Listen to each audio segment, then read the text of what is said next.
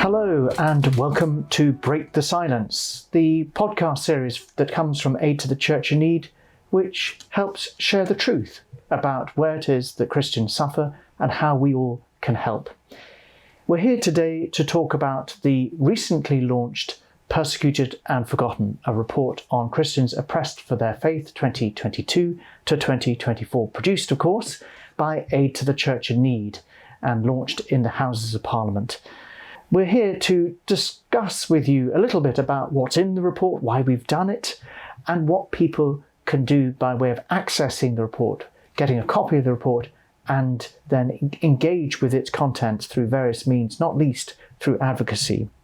So I'm joined today by my long-standing friend and colleague, Dr John Newton, who has been the mastermind in many respects of the most recent edition of Persecuted and Forgotten, working with the Press and Public Affairs team.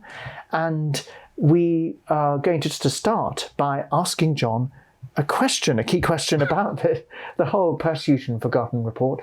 And that is to perhaps in your own words describe what you would feel would be the purpose of the report. I think the problem these days is that Christian persecution, it's unseen, it's unnoticed, it goes on with nobody really being interested in it other than possibly other Christians.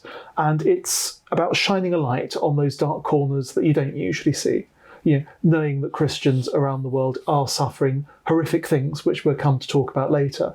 But it's really about making sure that people know what's going on, so that people can't say that they're ignorant of what's happening, that they don't know what's going on around the world, that we're giving a showcase to some quite horrific acts being carried on against our co-religionists around the world. Yes, because in many, many respects, what we're seeing is a decline in the West with regard to respectful understanding for religious practice, and particularly with regard to Christianity, where it's no longer recognised in the way that it was before as being a core part of being part of this country. And there is this sense in which Persecuted and Forgotten enables people to see just how it is that in our own time Christians suffer for their faith. We tend to think of Christianity as being something that is Western and privileged communities practice the Christian faith. But we're now in a situation where the majority of people who are Christian are actually from what they call the global south. And I think one of the great things about the whole Persecuted and Forgotten project is that having done it for so many years and returning to the whole issue on a biennial basis, we can see how things are changing, where things are getting worse, where things are in a few cases occasionally improving, but you can track those trends, you can see what's happening, and you can see exactly what our brothers and sisters around the world are experiencing. And of course that's something I've been doing since the second edition that we put out. But you, of course, were there at the very beginning. You actually worked on the very first Persecuted and Forgotten. Any chance you could sort of share with the people watching a bit of the history as to how that very first Persecuted and Forgotten came about? Well, this is a good question, because back in 2006, Aid to the Church in Need was committed to a report series called Violence Against Christians, which was a report series that in many ways was the forerunner to Persecuted and Forgotten. There came a point where those behind producing Violence Against Christians were no longer able to complete the project. Was that a project from the Dutch office originally? It was, that's right. The ACN Netherlands office was behind it. And unfortunately, they weren't able to bring it to the finish line at that point. And so we, in the UK office, decided to pick up the gauntlet that had been thrown down. And as a result of that, we were able to shape what we now know as Persecuted and Forgotten. And the whole notion of that phrase, Persecuted and Forgotten, really picks up what you were saying earlier about how it is that so often this level of persecution is not something that people necessarily know about. And so we want to challenge this notion that they are indeed forgotten, hence why it's Persecuted and Forgotten with a question mark at the end, a key part of the phenomenon that is Persecuted and Forgotten. So we were very pleased to develop that first report, and 18 years later, here we are. And I wanted to ask you, if I may, since you've been so heavily involved, well, we've all been involved, but you particularly, what's so special about this particular edition? I think every report is special in its own way, in as much it gives a snapshot of what's been happening over the past couple of years for the various Christian communities around the globe. And as I was saying earlier, you can track those changes, you can see what's different. And I think what's different about this particular report is seeing how things have changed in places like Latin America. So that's not a continent where we usually have any countries at all which are included. But this time what was happening in Nicaragua has been so egregious, it's been so terrible, that we felt we had to do an analysis. When you've had the state imprisoning something like 50 priests over the period of review, including a number of bishops, and often expelling them when there's been international protests over them being given jail sentences for their opposition to the regime, that does mark a new sea change in places like Nicaragua.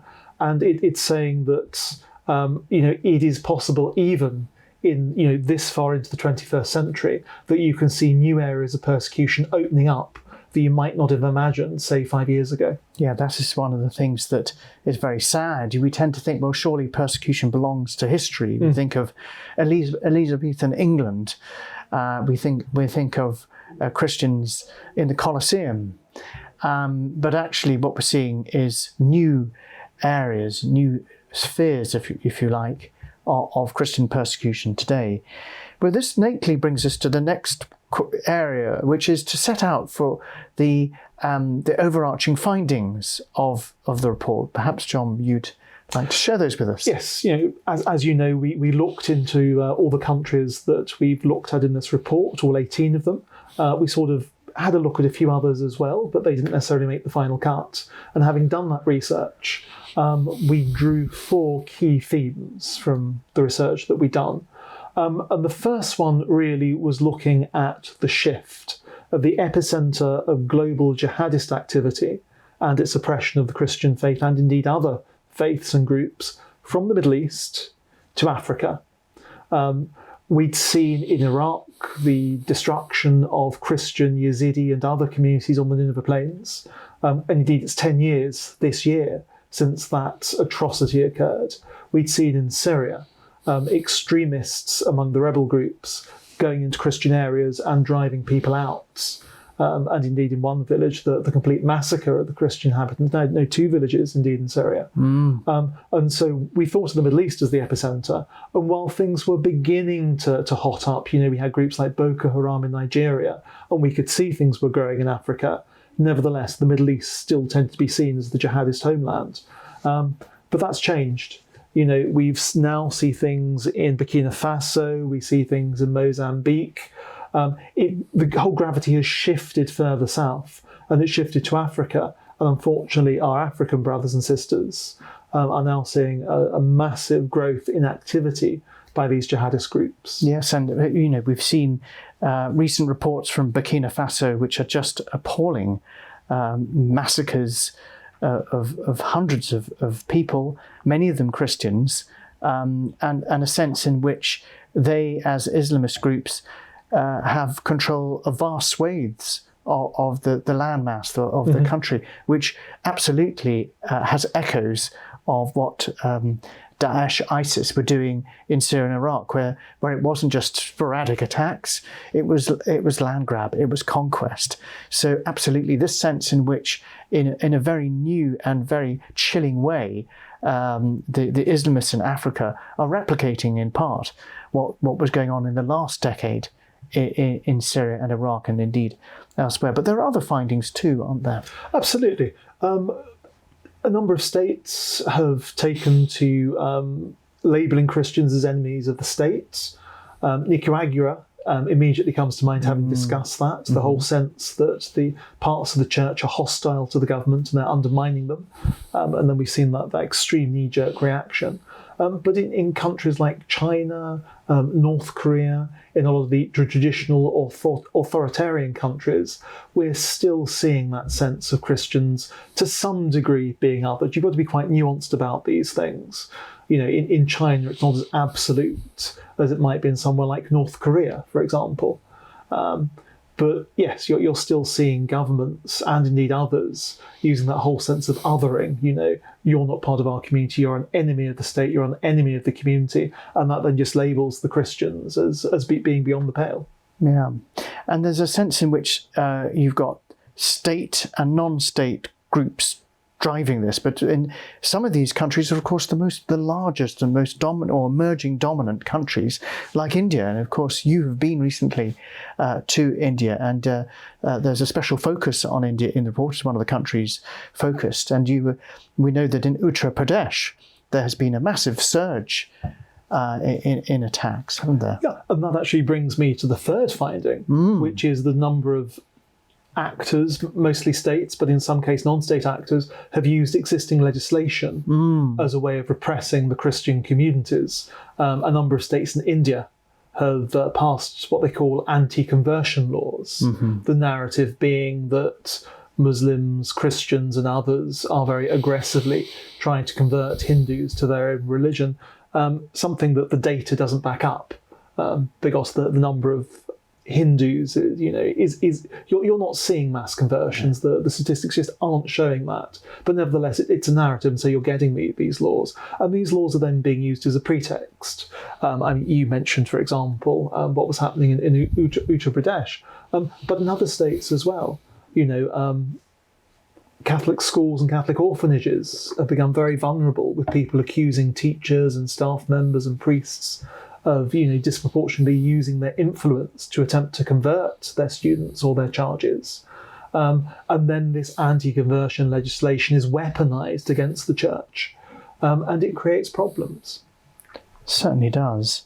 And then, of course, one of the aspects of the report that is very strong for those who've seen it, they'll no doubt have seen this, the focus on Christian women and girls. That's a big area, isn't it? Yes. More generally, looking at young people and children, we found that Christian children were suffering disproportionately. But a large chunk of that followed up the research we've done in previous editions, and indeed the research we did in our dedicated Hear Her Cries reports, which identifies the problem of Christian girls being abducted, forced to marry their abductor or an acquaintance of their abductor, and then being subject to, let's call a spade, then being raped as part of that sham marriage. Egypt, it's been going on for years. The Coptic Christian community is very vulnerable.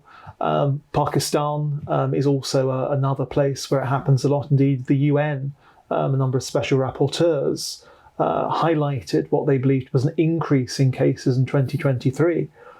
So we are seeing global attention to this problem. And of course, in Pakistan, it's not just the Christians who are vulnerable, it's also the Hindus and other religious minorities. But it tends to be the Christian Hindu communities that bear the brunt of those abductions and those conversions. Yeah.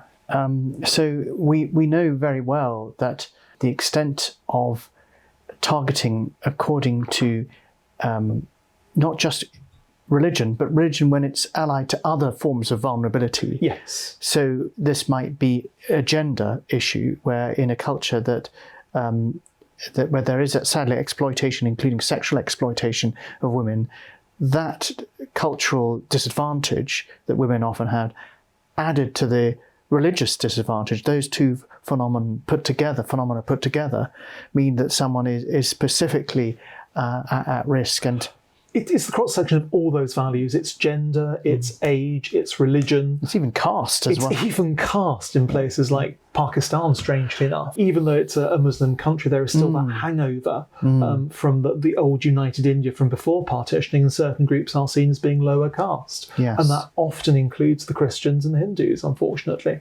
But we've touched on this problem of it affecting numbers of religious groups, so in Pakistan we're very clear it's not just the Christians, there's others as well. And around the world, of course, we know the number of religious groups are suffering violence, they are suffering similar problems. And yet here we are, we're focusing on Christians. Why is it that we think that Christians deserve the focus? Why is it that we think that they are probably the most persecuted group compared to others? Oh, this is a really, really important question. So first thing to say is of course that the nature of persecution is very difficult to evaluate. That it's clear that persecution takes place away from the public eye, that states, non-state actors are very well organised in terms of ensuring that others don't see what's going on very often. So to track it is difficult. But even if we allow for that, very well respected research organisations have indicated that persecution of Christians is especially numerous in terms of the number of Christians who suffer persecution, and widespread. So looking at the issue of the sheer geographical spread of Christianity persecution against those of a Christian faith, we can say that according to Pew Research data, most recent data available, this harassment of Christians, and very often it's far more than harassment, of course, takes place in as many as 160 countries around the world, which is 50 countries up on where it was, say, in 2012. So the sense is that Christianity, by that measure, is the most widely targeted faith group. But other data might challenge that, but Pew Research has often been rated for its probity and for its authenticity. The second piece of data was quoted by Pope Francis in a recent statement that he made to the diplomatic corps in Rome, in the Vatican, where he stated that as many as 1 in 7 Christians are at risk or suffering persecution, which means that potentially 300 million or more are at risk. It depends which measure you wish to apply when we say 1 in 7, but by one calculation, it is that figure, about 300 million. So we're very aware that the sheer numbers and the sheer geographical spread of Christian persecution means that it is, by that measure, the worst targeted faith group in the world. And that's another reason why we're so committed to this report. But I wanted to ask you, we can, there's a danger of becoming rather depressed even and demotivated, disillusioned, because the picture often seems so uniformly dark. But Persecuted and Forgotten this time round has shades of light in it. There's some positive signs, some indications of potential improvement for Christians, which are worth us perhaps highlighting. And I know you were looking at one such example of this. I think we always try and be balanced and give credit where credit's due. There's a lot of countries out there where there are a number of issues, but there also are signs of improvement. Egypt would be one of those, where in recent years the state has taken steps in the right direction. Vietnam, though, stood out in this edition as having both sought to build bridges with the Catholic Church and the Vatican after years of very frosty communications. I think the papal nuncio, or at least the last resident papal representative, left in 1975. Right. And only this year has there been a resident papal representative in the country. So a huge leap forwards in terms of relations with the Catholic Church. And there's also been signs that they are trying to ease the process of registration for religious groups. If a group isn't legally registered, life is a lot harder for them, and one of the criticisms has been that it's been increasingly difficult to register, and they have put in place protocols to try and ease the process of registration. But then on the other hand, some commentators have said, well, yes, there's these new protocols that will make things easier, but they will at the same time potentially, not definitely, but potentially increase government interference. So again, that's one where you've got to wait and see how it does pan out. But certainly I think that, again, in other areas of the country, there are signs that Christians are being quite heavily repressed. But Vietnam certainly is showing some signs of improvement, and you do have to give them credit where credit's due for those positive things. Yeah. Well, time is against us, so we need to track forward. And we were wanting just to look at a couple of case studies, but probably quite quickly would be good. So I wonder if you could just pick out one case study that made a deep impression on you as you were preparing the report. Yes, I think that the case study of Erin Shahita, as John says, we have a number of case studies in the Persecuted and Forgotten report. And this was an Egyptian girl who was kidnapped. She went to her exams at university one day. She didn't come back. Her parents reported her missing. They then found on the very day she disappeared that her registration card had had her religious identity changed from Christian to Muslim. She then rings up and speaks to her brother in absolute panic and says, "I've been kidnapped, I'm being held, this is where I am." And they speak to the police again. And the police go to the place where she's supposed to be being held. They investigate the case. And they go back to the family and say, no, it was all of her own free will. She's freely converted. She's freely eloped. Don't bother yourselves with it, basically. But the family didn't stop there. They did continue to dig. And they actually found evidence that she'd been kidnapped as part of an organised Muslim Brotherhood plot. And they felt that the state was very much conspiring with the Muslim Brotherhood networks to stop them getting their daughter back. Yeah, I mean, it's these situations are so numerous and so difficult for us to pinpoint exactly what has happened, because there's this general sense of covering it up and making out that it's two people falling in love, and overlooking the fact that the forces of coercion are operating behind scenes. I wanted, if I may, just to draw out one case study that I felt made a deep impression on me, because you say there are numerous case studies, but this one, fun enough, involves Pakistan. Your favourite country, John, yes. And it involves the district of Jaranwala, which is in the Punjab province. And I visited there back in 2006. And I vividly remember going to the Catholic church in the centre of Jaranwala. And we arrived, and the priest said, "Don't worry, everyone will come for Mass. We don't need to necessarily ring any bells. They will know I'm here." And within 10 minutes, the church was full and Mass took place. And by the time we got to the Kyria, it was absolutely overflowing with people outside the church as well as within.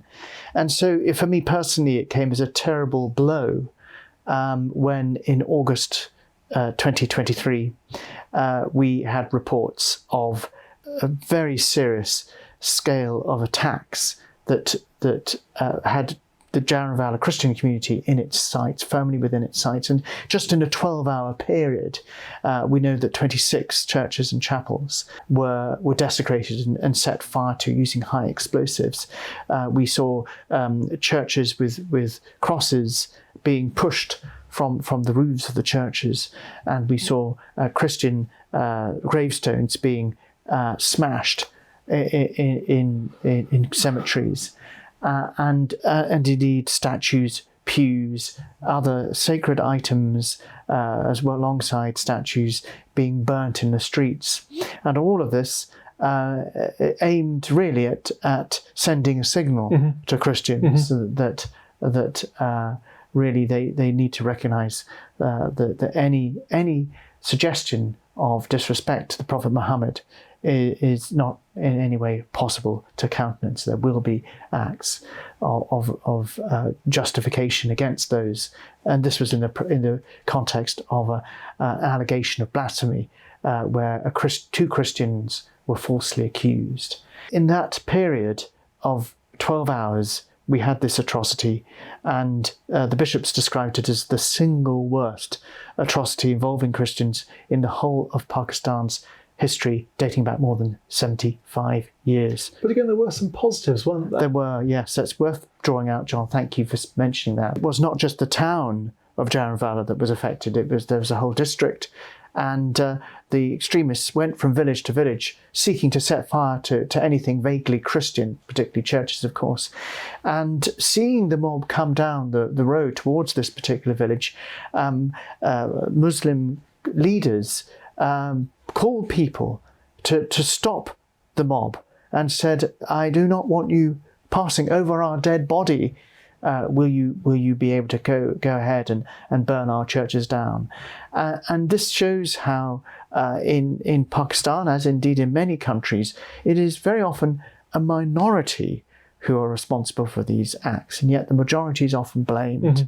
So we need to be really clear with Persecuted and Forgotten that we don't label everyone in a particular country or belonging to a particular group as being responsible for these things.